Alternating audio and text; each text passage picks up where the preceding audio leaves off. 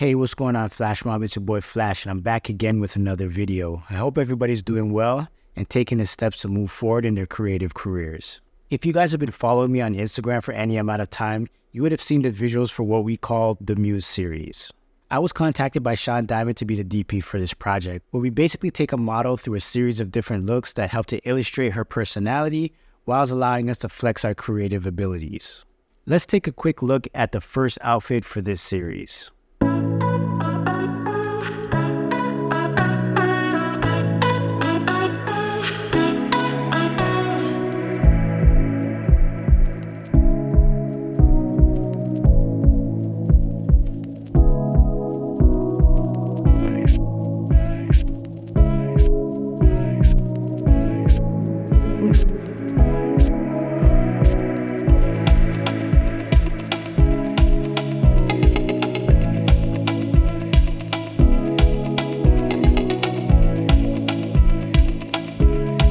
Our first model was Ashley, a friendly but fiery woman that loves the color orange. So much so that she decided to call our first series the Orange Oasis, which actually worked out perfectly based on the entire theme of what we were going for.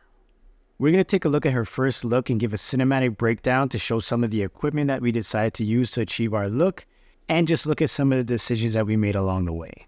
Let's take a look at some of the equipment that we used for this series. So the camera package that we decided to go with was the KOMODO X. And we decided to go with the KOMODO X because it's the camera that I own. But on top of that, it gives us the ability to shoot up to 6K at 80 frames per second. And the first thing that we want to make sure that we do is get a very high quality, high detail video.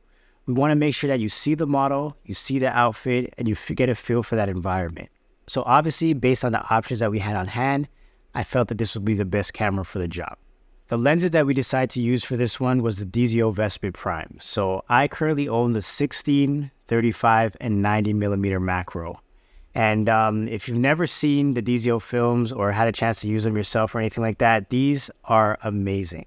They're lightweight, they create a beautiful image, and everything about them just screams quality. As for the lights for this project, we used quite a few different options, believe it or not. So our main key source was the Aperture 600D Pro.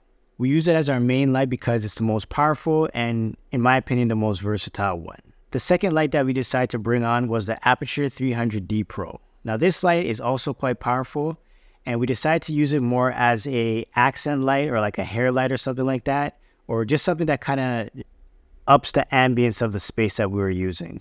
The third light was our Nanlite Pavo tubes. Now I love these tube lights because they're RGB, they are light and easy to work with, and they're quite powerful for the size that they are, and they're extremely versatile. So in my opinion, anytime you're going to do any type of shoot and you just need some extra lights, use tubes.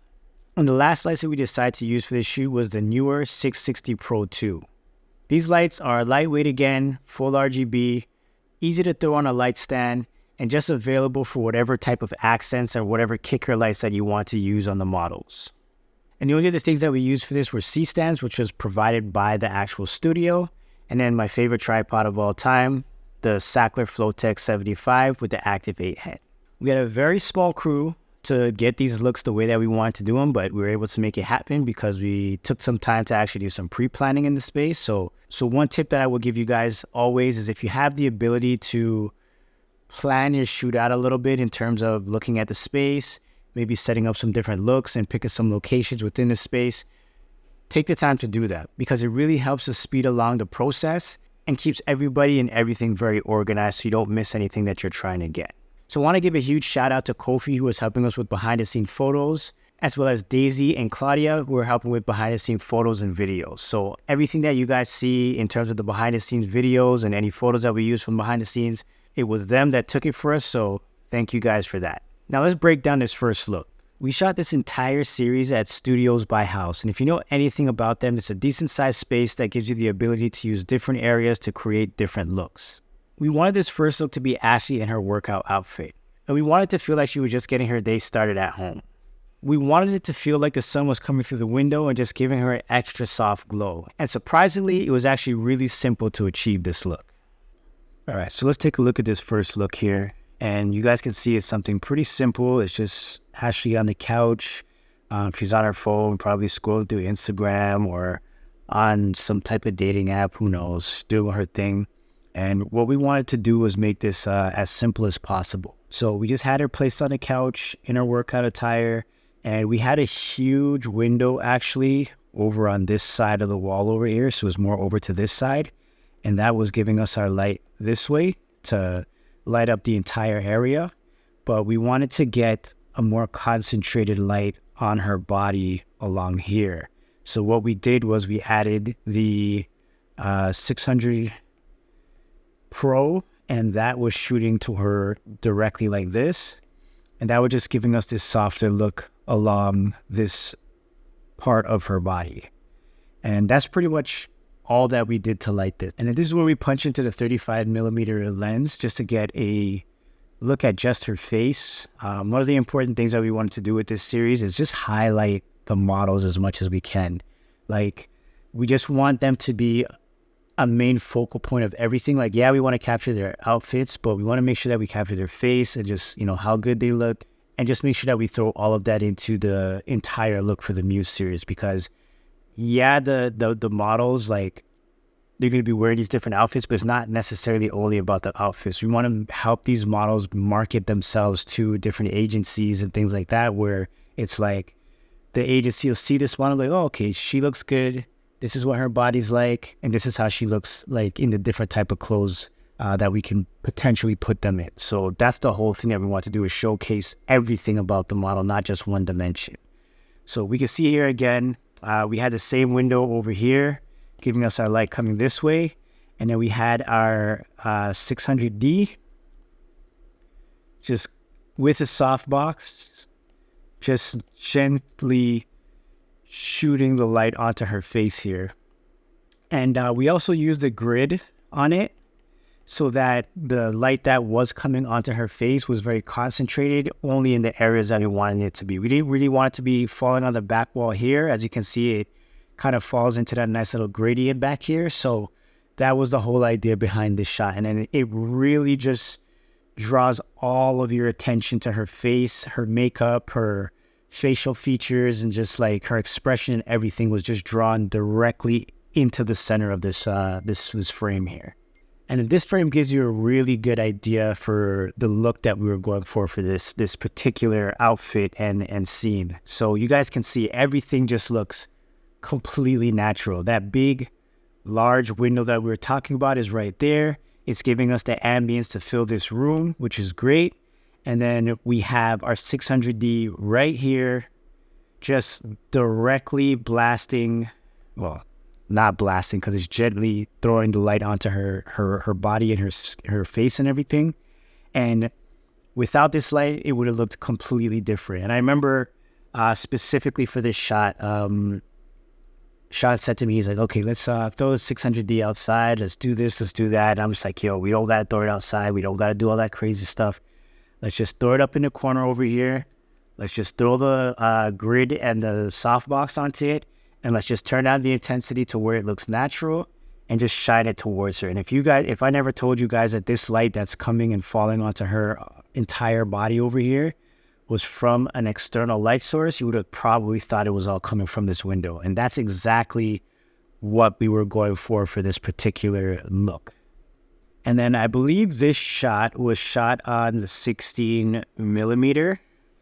And we wanted the model to be interactive with the camera. We didn't want it to just be like a fly on the wall type feel, like, yeah, it's a model doing a photo shoot, and then there's just like this video camera that's just capturing whatever's kind of happening. We wanted it to be more interactive. So in this particular shot, we had, I stood up on the couch, we had Ashley look up at the camera, and we used it as a transitional point. So what she did was she was kind of looking into her phone, she looked up, noticed the camera, and she's like, oh my God, you're looking at my stuff, and then pushed the camera away. So it's kind of like her kind of pushing the audience from not seeing what she's doing on her phone. And that transitioned us to another shot within this scene.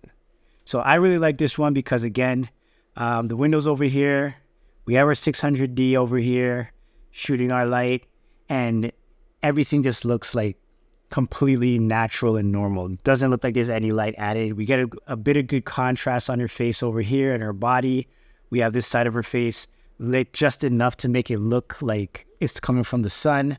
And to me, this was just a really good shot, and I loved it.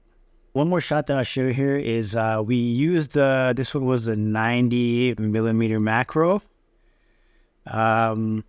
We wanted to add some detail shots to everything because we wanted to like really switch up the vibe and the look and the feel of everything. So we did some on that 16mm to get the wide shots. We did some on the 35 to get those medium shots.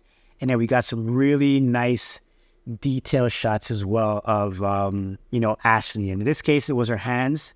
I love this shot because the 90mm macro just makes everything look like better than real life, if that even makes sense. Like the way her nails look, the way her skin looks, the way the rest of her body kind of falls into out of focus. Everything is just super concentrated. And then you can see our light where it's hitting, where we're getting some shadows over here. I just thought this was an amazing shot. So I love the way that this was done. Now for all of these shots, we decided to go handheld and shoot everything at 60 frames a second. And the reason why we went handheld rather than put it on a gimbal and just kind of, get everything super smooth. The reason why we did that is because we just want everything to be feel a little bit more organic and not too robotic and too smooth and too everything like that. Like we live in this time now of filmmaking where everybody just wants everything to be super steady. It's like, that's just not the way the world feels around us. You know what I mean? So with that being said, we decided to do everything handheld, get everything at 60 frames. So it's still, kind of smooth, but not completely smooth. And just based on those small decisions, I feel like everything that we shot just came out just a little bit more organic and a little more realistic in terms of what we want to actually put out there. Am I saying that we will never use a gimbal for the MUSE series? No. If the shot calls for it, or the location calls for it, or the type of atmosphere that we're trying to create calls for it, then sure, we'll use a gimbal. But in these particular shots and this scene that we shot here, we decided to go with no gimbal. And I do challenge you guys, if you guys are filmmakers and you're trying to make something that stands out a bit, I do challenge you to start filming things handheld again. It's incredible the type of vibe that you get when you actually hold the camera in your hand and shoot what you're intended to capture. And if you guys are interested in seeing the rest of the looks and outfits for this first series, go ahead and follow me on Instagram at FlashForwardMG. You can see all the videos that we posted there. And if this video helped you in any way, make sure you go ahead and hit that subscribe button as well, and hit that like button for me as well. It's a small click for you, but it makes a huge, huge difference for this channel. But yeah, that's pretty much it. I just want to say thank you guys so much for, again, taking the time to watch this video with me. And as always, remember to look, learn, and share. Take it easy, guys. Peace.